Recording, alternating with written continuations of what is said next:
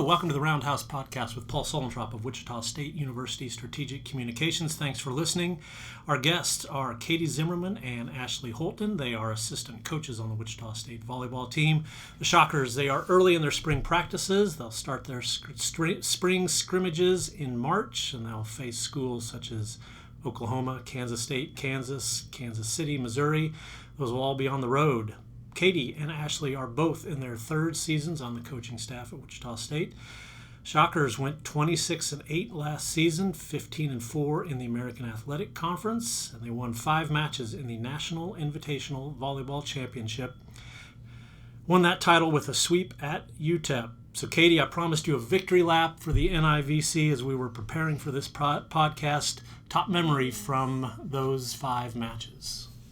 Probably at UTEP because they really packed the house. It was a great environment to play in. I think we were a little salty that we didn't get to play at home because we had hosted all the previous matches. So the fact that we were on the road, they had a great fan base, and we just had an awesome plan. The girls executed really well. So I think it was just super exciting to see them be rewarded for all their hard work. Ashleigh, how about you? What do you remember from that run? Yeah, pretty much the same thing. I mean, overall, I think it's easy for teams to check out that late in the season, and with a roster that big, have girls kind of disengage, and I think it was great that everybody locked in. But yeah, definitely upset we didn't get to play here. Definitely thought we deserved to get that, but their response was incredible, and we just went down there and took care of business, and it was a really fun game to watch. I mean, they just dominated. Are you the kind of coaching staff that uses not playing at home as a big motivational tool? Were you playing all those nobody believes in us, nobody respects us cards? I mean, I think a little bit it was that. Yeah, I mean, we got the call on Sunday night at 5 p.m. that we were going to have to fly out the next day at like 5 a.m. And so everybody was just like, you've got to be kidding me. And it was kind of a...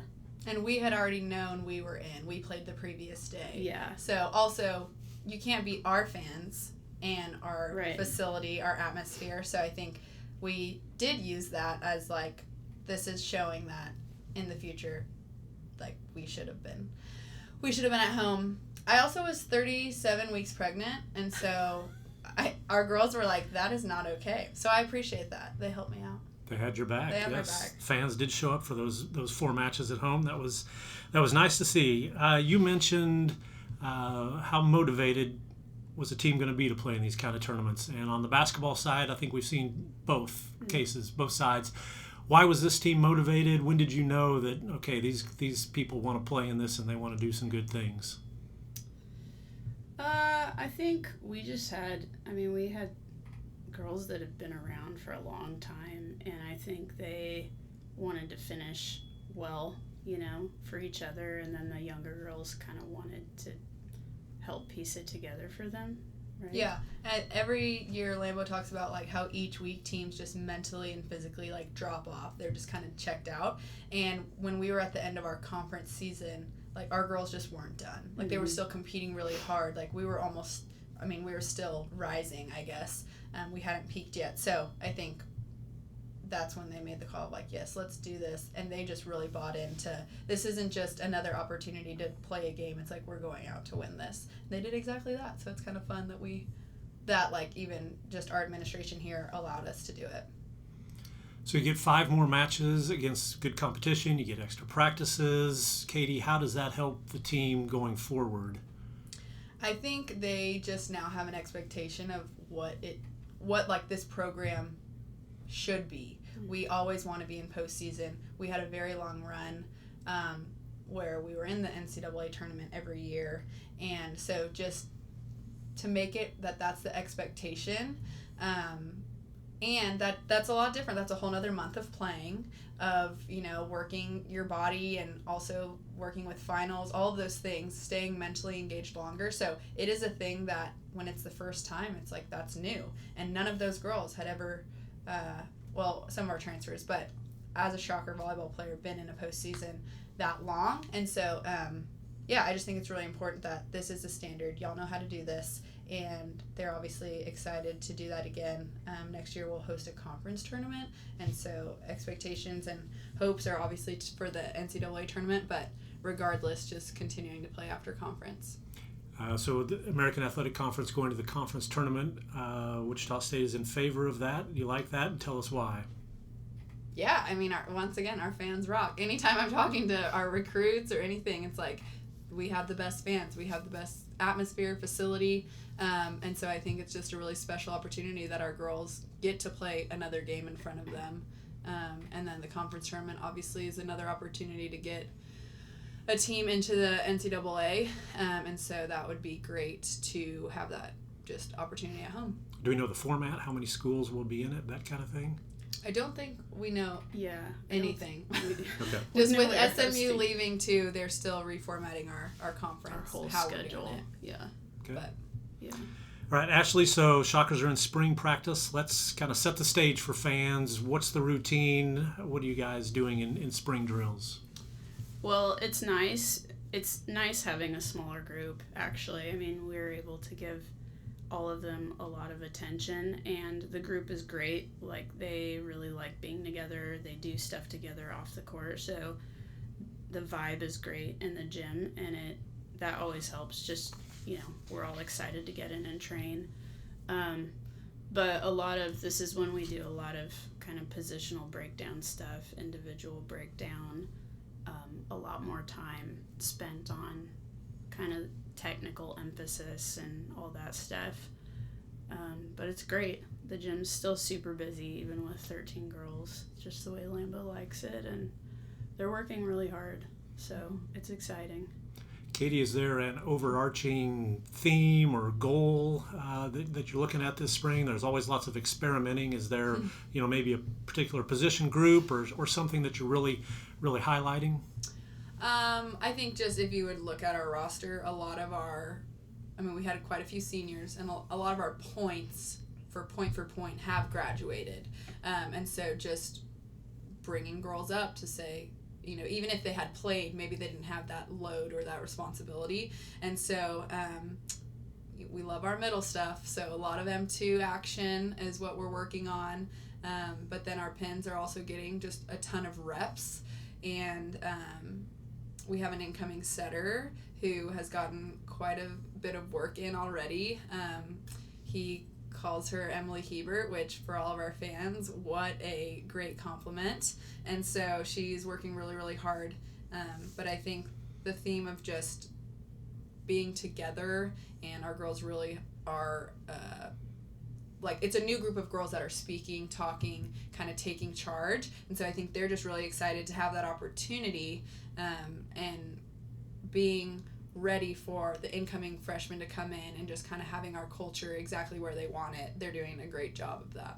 So the setter you mentioned, Sarah Musial, she is from St. Charles, Illinois. Also added an outside hitter, Alyssa Gonzales. She is a redshirt freshman transfer from TCU. So we mentioned you'll play some really good competition in the spring. Tell people how that's set up, because sometimes there'll be split squads. What do you get out of the spring scrimmages? What's the goal with facing these teams? Ashleigh? Well, Lambeau is a scheduling genius, so sometimes that comes along a bit later than everyone else for fall and spring, but I think we're lucky to be in a position just nationally, in terms of where we're situated. We're surrounded by a lot of good programs that are easy to get to, and he obviously has connections everywhere, so we get the opportunity to play some high-level programs. We will probably stay one squad for those games. All of them are actual, we'll play it kind of as a 5-set match, except for when we go to Kansas City, it's kind of like a round-robin format. But it'll be great, to get in uniform for some of these and actually not just go through the motions, but, play a real match and get some lineups in and kind of see what it looks like. So So, Katie, last spring, Chris Lamb talked a lot about Morgan Stout. She was really busy doing a lot of different things, and that appeared to have paid off because she had a fabulous season. Anybody similar to Morgan Stout that you really are paying attention to, that is really going to stretch themselves in hopes of pulling some productivity out of them? Well, we hope Morgan does even more. She's phenomenal and killing it right now. But I think Maddie Wilson is doing a great job, could fill into that M2 role. Brooklyn Leggett, she is just crushing balls right now, and I think is going to have to step into some form of a role that's consistently on the court. And so Brooklyn, what position? She is a pin hitter, so outside or right side. And yeah, I think something in the spring, Lambeau's an experimenter. He does not care if we win or lose these matches as long as we are getting better, as long as he is seeing stuff that progresses our future lineup, whether it's like, oh, that one probably didn't work, or we're going to try this girl in a position that maybe she's not as comfortable with, and we might love it or we might hate it. But like the match itself, he wants us to play hard, but he doesn't necessarily care if it comes out as a win. That's not the goal, right? So I think seeing what these girls can do when they're put in those situations, I don't know if it's as much of a Morgan Stout kind of thing, but I think there's a lot of room for any of our attackers to step up and have to dominate. Like Emerson, she played a ton last year, but now her role is going to need to be larger. Alyssa's coming in. She's doing phenomenal. I forget that she's a freshman. We talk about that just because she's a transfer, but she's doing great. And so really all of our attackers having the opportunity to be really impactful.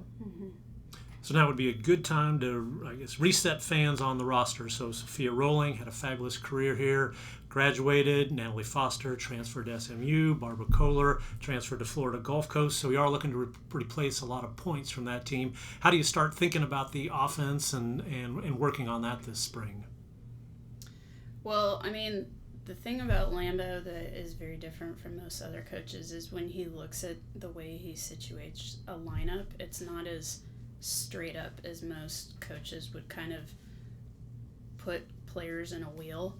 He's super creative. I mean, he has a brain like no other. So he's able to see people kind of outside of the box that maybe other coaches would see them in, and use their upside in an even bigger way, I guess.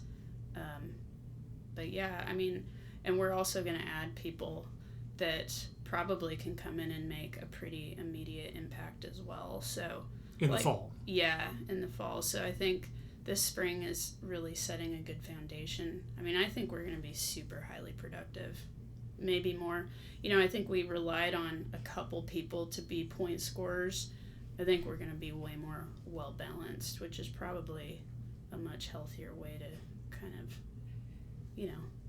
run an offense. Yeah.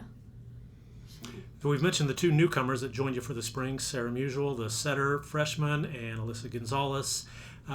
Katie, give us a brief description of both of them. Well, I'll start with Alyssa. Came from TCU. We're super grateful to have her. She has a great hand on the ball. She can spin it. She is very springy. She likes the ball pretty fast. And she just has a great attitude. So she's been wonderful in our gym. She's going to make a huge impact on this program. And she's just been a great teammate so far. Enjoying coaching her, happy, just high fives, all that stuff. Sarah, she, is technically a high school senior. So she's running a lot of our practices right now as a setter and crushing it. Like I mentioned about Emily Hebert, one of the best. She was one of my setters, and just someone who just works hard, puts their head down, doesn't really complain. She's not, looking for always positivity or she's just okay, what do I need to do? And so I think since we're working a lot setter middles, they're doing a great job communicating, especially Morgan Stout, someone who's been here, someone who's done really, really well. She is working on communicating with her. How can she help, just give her feedback and stuff. Izzy is also doing a great job of bringing that setter role up out of a young player. So they're both great additions.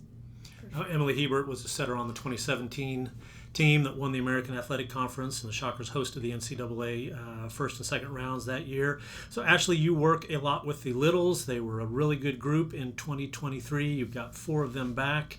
What's that group working on this spring? Probably just like refining location on a lot of the thing, dig location. We work in our Whataburger. The doubles. Oh, yeah. What do you mean? Meaning they're not the new rule.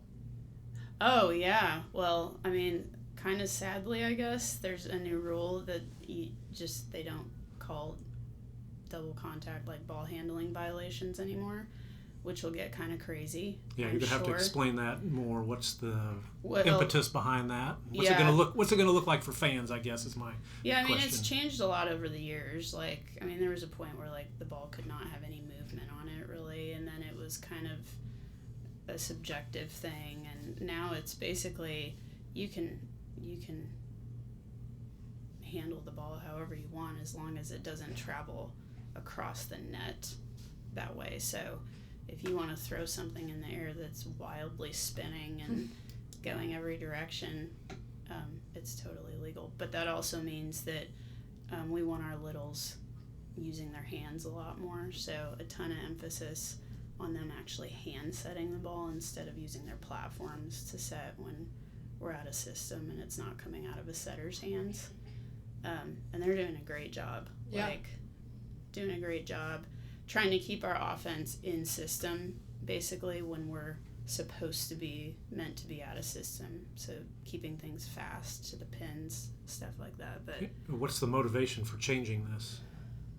You mean the rule change? Yes.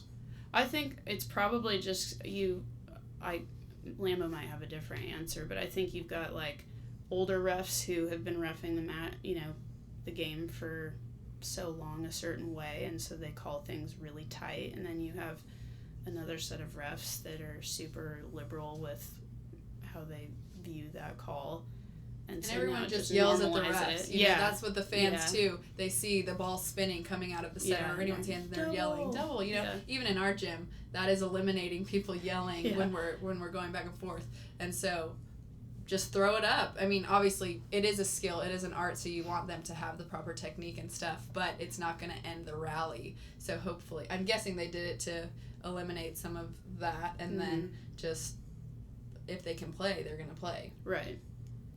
And I guess, if you want to train a setter that's just going to be terrible, it doesn't necessarily give you an advantage. Right. So, but it does give the littles a little more lateral to make a less than perfect contact. And anything that eliminates the burden on the referees, I think we're in favor of. Just kind of clean things up, make it simple. You mentioned Emerson Wilford earlier, Katie. She had a really nice season, became a bigger part of the offense. What's next for her? What's she focusing on this spring? I think she's focusing on, we're really making her that 6 rotation player. She can definitely do it in serve receive. She has worked really hard on her defense. Just sometimes bigs back there like to stand up, and so making sure she can get to the floor and move laterally and stuff. Also, her shot selection, she's really worked hard on doing things that are uncomfortable for her, and it's getting more and more comfortable, and just I'm excited to see come the spring matches how that translates from the drills that she's really doing well in to actual gameplay. But she's going to have a huge role. I think her leadership role is just next ball, and I just appreciate she's not a complainer. She's high-fiving people. She's not necessarily the loudest in a sense of cheering people, but she has a partner named Katie Galligan who does plenty of that. And so Emerson is next ball mentality, win every point. And I just think we need more of those. Her, Morgan Stout, everybody who's driving that competitive every single ball mentality is good for our program. So Emerson is one of 3 Shockers who will be going to the USA Volleyball Open program in Colorado Springs, along with Morgan Stout and Brooklyn Leggett. Katie, describe that. What does that mean for those 3? It's just a great opportunity for them to be with some of the best athletes in the game around the country in college, and then also representing our program. I don't think we've sent girls there in a while, so it's just, I think, a great opportunity that they get to meet a lot of people. They're training really high-level volleyball with a lot of elite coaches, and so I think it's just exciting for them that, hey, you are 100% good enough to represent us somewhere else. And then also for our program, just like, we're proud to send them. We're excited for them. They are awesome humans as well as volleyball players, and so I'm excited for them to get the chance to show other people what they can do within drills and playing and stuff. Morgan Stout, middle, who just had a fabulous year last year, second team all-conference. It was really a lot of fun just watching her just kind of get better and better throughout the season, and she was really, I think, pretty close to dominant at times, especially late in the season.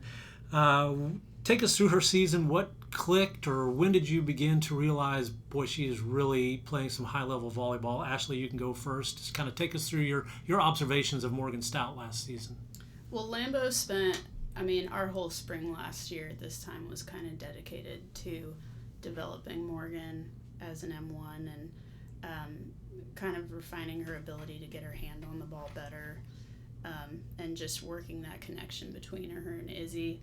And yeah, Morgan is like an absolute alien. It's crazy the things that she can do with her body. She's just built so differently, and then her brain is also built differently. Like, she could not be more competitive, and that's one thing that we love about her. Like, we will never try to put her in a box and take that away from her, but I think that she grew in maturity in her kind of cerebral understanding of the game, kind of what she needs to do to find ways to win and score, and then just really matured in her ability to kind of be the glue, be a rock for us, keep her emotions intact so that it was driving us forward constantly. And you can't not win with her, so yeah. Katie, what were your observations of Morgan last season? Yeah, I think she obviously grew physically, just like she was crushing balls. Overall, we would win serve and pass, and Izzy would put the ball exactly where she needs to. So Stout had more opportunities than I think she had previously. And then when you're good behind the setter, winning is in your favor. So the fact that we could develop her in that was really good. I also think that we had a better relationship with her as a coaching staff. Like, each one of us has a little different relationship with her. Ashleigh in particular is the person who can tell her, hey, you need to maybe bring it back, or like when because she is so competitive, and it's amazing tool, but to be able to push that forward, and our brains are a powerful thing. We don't want to get distracted from just being upset about a play or being too excited or something. So I think the relationships with us allowed her to trust us and us to trust her and say, hey, we understand where you're coming from, maybe move on, or yes, we're going to fight for that, exactly what you're saying. And I think that paid off, knowing that we had her back and like she could come back to us with feedback and stuff like that. So yeah, the maturity thing, she just really grew. And then obviously the physical stuff, yeah, she's very athletic and she works really hard too. It's not like it just comes to her. She works really hard. Okay, it's interesting you brought that up about trust and relationships, because with the new coaches here, they've talked about that a lot, about Brian Green. How did he approach the fall and hitters? You had to, he wanted to let them, build a relationship before you could go back. So you two as coaches, how do you go about building that relationship where they trust you and you can tell them maybe difficult things? Katie, how do you go about building that trust and that faith with an athlete? Yeah, I think some of it takes time, obviously. Like, now they know us more, but a lot of it is they know our hearts outside of volleyball. Like, they know, we ask them what they're doing on a daily basis. Things that have nothing to do with the sport. Just knowing them as humans, them knowing us, I think allows us to give them feedback, and that's not attacking them. It's literally saying, we're just trying to make you better, and what you're doing right now is not that. So I think now that they have bought into our system. Not that they ever didn't, but like coaching changes are always tough. And I think just having I don't know what word, but the fact is, like, we know what we're doing. They're going to trust us. They're going to buy in. And then there was success that followed that. So I think all of those things helped just continue to make those relationships stronger. Ashleigh, how about you? How do you go about building those kind of relationships? I mean, everything that Katie said, for sure. And I think it's a process. I mean, it doesn't come immediately, but I think a lot of it comes from, that 3-4 hours. It doesn't happen in that 3-4 hours where you're just training all the time. A lot of it is off the court while you're traveling, just really trying to pour into them as humans outside of their sport, and just building a relationship with them. We talk over coffee a lot. We love coffee. No, really though, we do love coffee, and most girls on the team do.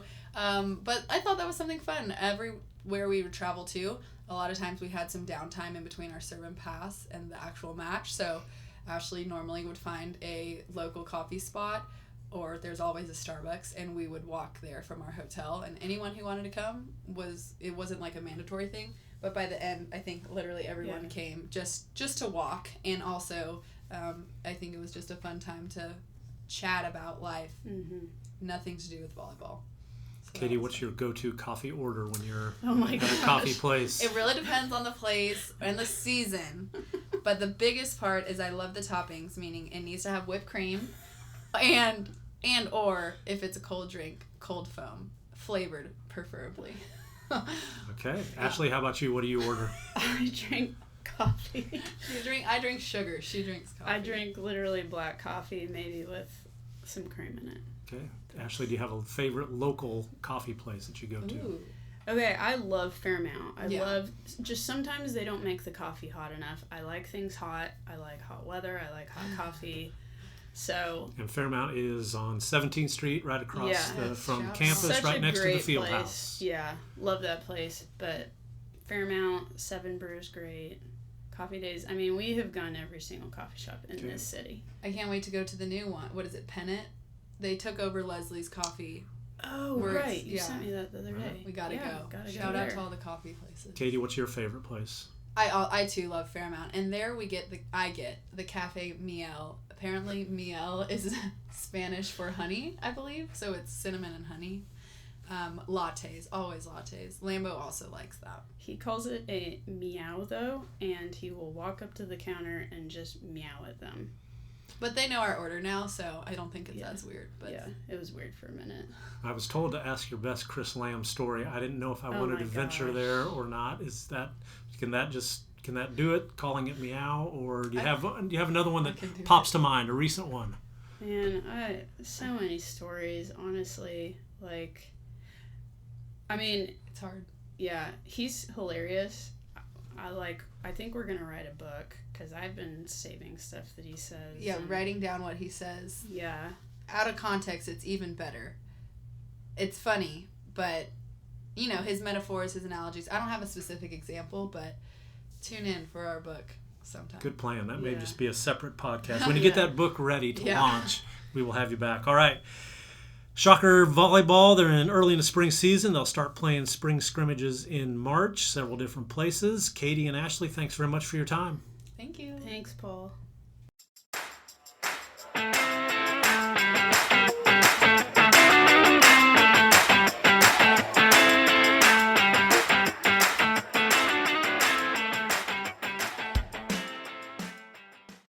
Hi, this is Rick Muma, president of Wichita State University. Check out the latest episode of the Forward Together podcast. Each episode, I sit down with different guests from Shocker Nation to celebrate the vision and mission of Wichita State University.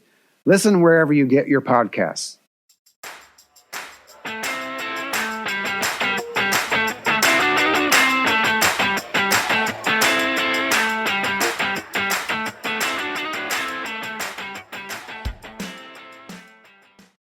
Thank you for listening to the Roundhouse podcast, courtesy of Wichita State University Strategic Communications. We encourage you to rate, review, and subscribe wherever you get your podcasts. You can find more Roundhouse content at GoShockers.com. Malcolm out near the timeline. Left side of the floor to Baker. Ron works deeper to the wing. Fires a three. Good! Ron Baker with his third three-point field goal of the game, and Wichita State goes ahead by 4.